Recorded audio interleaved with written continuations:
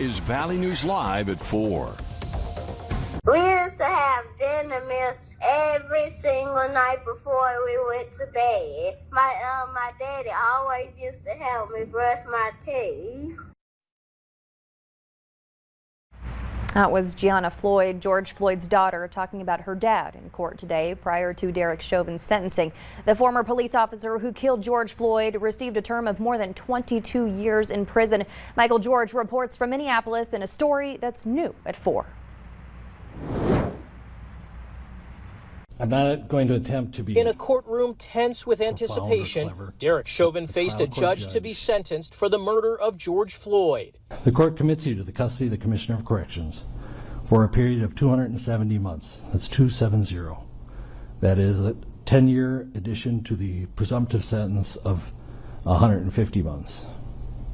This is based on your abuse of a position of trust and authority, and also the particular cruelty shown to George Floyd. Before hearing his fate, Chauvin had a chance to address the court. This time, due to some additional legal matters at hand, I'm not able to give a full formal statement at this time. But very briefly, though, I do want to give my condolences to the Floyd family.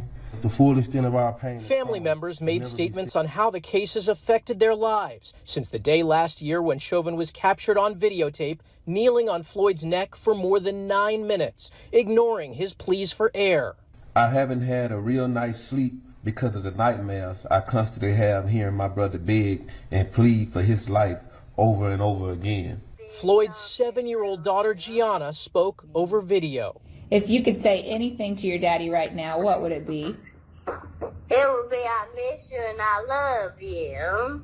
Chauvin was found guilty of murder in April. Since then, the judges considered sentencing arguments from both sides, as well as victim impact statements and an investigation into Chauvin's past.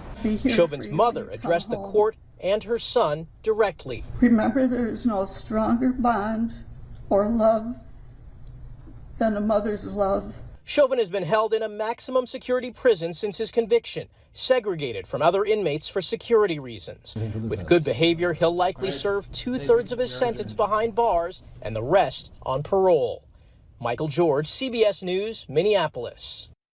Chauvin is expected to appeal and still faces federal civil rights charges for Floyd's death. There's growing outrage in Brooklyn and Newark after 2 statues to honor George Floyd were targeted by vandals. A Floyd family spokesperson says it's no coincidence that this happened the night before Chauvin's sentencing. The statue in Brooklyn was unveiled on Juneteenth, and the vandalism was discovered yesterday. George Floyd's face was spray painted black and the wording at patriotsfront.us spray painted on the pedestal. Today, officials in Newark announced they're also investigating the defacing of a George Floyd statue at City Hall. There have been no arrests in either case. To the forecast, some of us may be dodging some raindrops this weekend. Nathan joins us with the first look. Nathan? Yeah, Stacy, this weekend the chance of some rain showers, but also dodging some raindrops right now in Devil's Lake Basin. Actually, may not be able to dodge all those raindrops. Seeing some moderate rainfall now in Devil's Lake, down through Eddy and Foster counties at this hour, even northern Stutsman County. These are areas that desperately need any raindrop we can get with those drought conditions. So this is good news that we're seeing such a good soaking rainfall there for our friends in the Devil's Lake Basin, and then also down toward the Bismarck area as well. We're seeing that rainfall now moving through areas like Carrington with some of those oranges indicating some more organized and more moderate rainfall. Devil's Lake seeing some more of that more moderate rainfall, as well as our friends in Petersburg, Cooperstown dodging that rainfall for now, but I do expect the rain to pick up there in Cooperstown in the next hour or so. This whole thing is moving eastward, so we could see some of that making its way toward Fargo here later on tonight. But here's how much rainfall the radar has estimated fallen in these areas. We see that kind of green or yellow shaded area.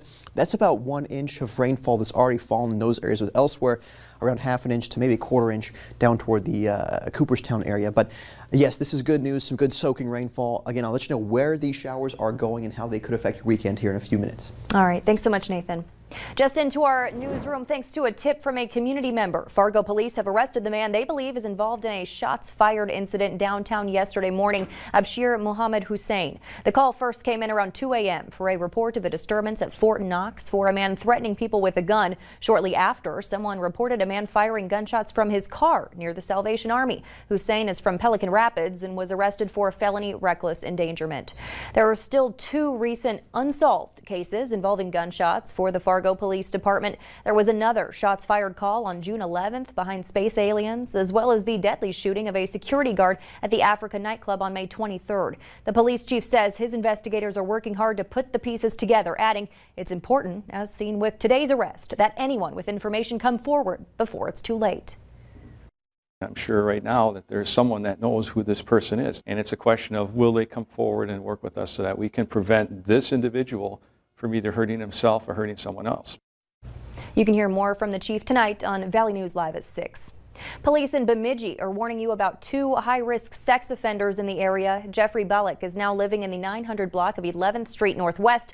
Police say he's 5'4", 190 pounds with brown eyes and brown hair. He was convicted of assaulting multiple children and possessing images of child abuse. Richard Derby has also registered his address in the 900 block of 11th Street Northwest. Police say he's 5'7", 176 pounds with brown eyes and brown hair. Derby was convicted of assaulting a child and recording video on his phone.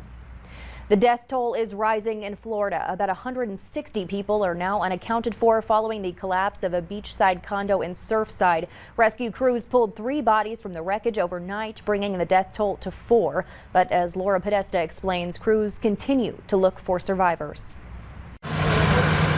Rescue crews became a bucket brigade atop the pile of rubble where 55 condo units collapsed. The search for survivors is also happening below in the underground parking lot. Teams are tunneling to the wreckage after dogs and microphones picked up banging noises. So we concentrate in those areas.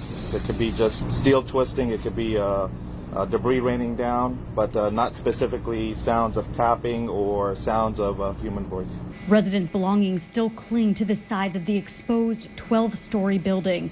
It's a risk to rescue workers below who are also dealing with small fires and rain. Dr. Howard Lieberman is a medical manager with the Urban Search and Rescue Task Force. We know that people can survive for extended period of times under the rubble, so we're going to keep them going until we're told, time's up. Friends and family of the missing are gathering at a nearby reunification center and posting photos like this one on social media, still holding out hope. Near the scene, there were prayers for the missing and for healing. This man is desperate to find his 3 friends, Andres Galfrescoli, Fabian Nunez, and Sofia Nunez Galfrescoli. I was there every day on the week, and I was there 4 hours before the collapsing. Ariana Hevia's mother is missing. I think I'm trying to brace myself for the worst and the best, and it's really hard. Just not knowing is just the worst part. Tonight, the cause of that collapse still under investigation. The 40-year-old building was undergoing routine inspection. Minnesota lawmakers have struck deals for most of the proposed $52 million budget covering the next 2 years, but an important part of the budget is still unaccounted for. Lawmakers are at an impasse on the public safety spending plan and what policies affecting policing are tucked inside of it.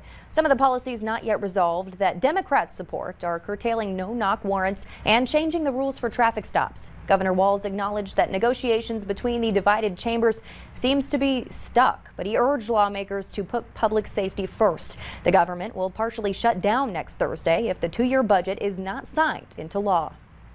After her kitchen went up in flames, a mother is sending out a PSA. Unplug your toasters. She was outside playing with her kids when she heard beeping noises. Then she realized it was the smoke alarms in her house. That fire caused extensive damage to her kitchen, and her family aren't the only ones affected. She runs a daycare out of her home. You can watch that full story tonight on Valley News Live at 5. North Dakotans can start purchasing fireworks on Sunday. North Dakota law allows anyone 12 and older to buy fireworks. Stands across the country are seeing shortages because of shipping delays. Memory Fireworks tells us they have plenty on hand, but they say you shouldn't wait until the last minute. Make sure kids have an adult nearby when shooting fireworks. Have water on hand to pour over the fireworks once they've been used. And be sure to check city and county rules when it comes to shooting off fireworks. If you're heading out to the lakes this weekend, you'll likely run into the Minnesota DNR. They're doing a blitz at boat landings starting tomorrow through the 4th of July. Volunteers will join watercraft inspectors at boat launches to educate boaters on how to prevent the spread of invasive species and how to identify them, plus what to do if you find them on your boat. Minnesota law requires boaters and anglers to clean watercraft and trailers, drain all water by removing drain plugs, and dispose of unwanted bait. If you're looking for some time on the water a little closer to home, the Grand Forks Park District is encouraging people to enjoy the beauty of the Red River. Along the Greenway in Grand Forks is Boathouse on the Red, where you can rent kayaks, canoes, and stand-up paddleboards. Rentals are available Saturdays and Sundays from 8 a.m. to 10 p.m. and Wednesdays from 5 to 8. Staff are on hand to give pre-launch tutorials. Coming up on Valley News Live at 4, more and more people are applying to be astronauts. We'll tell you what's behind the push and what's next for those applicants. Seeing that rainfall there in Devil's Lake in Fargo for your Alley Planner on this Friday. Expect those clouds to hang around. May see a few showers working through later on tonight in Fargo after about the 10 o'clock hour. With those temperatures lower 60s there by the 2 a.m. hour. Then in Grand Forks, a little bit cooler. Better chance of seeing those showers earlier on, but we'll break down more out by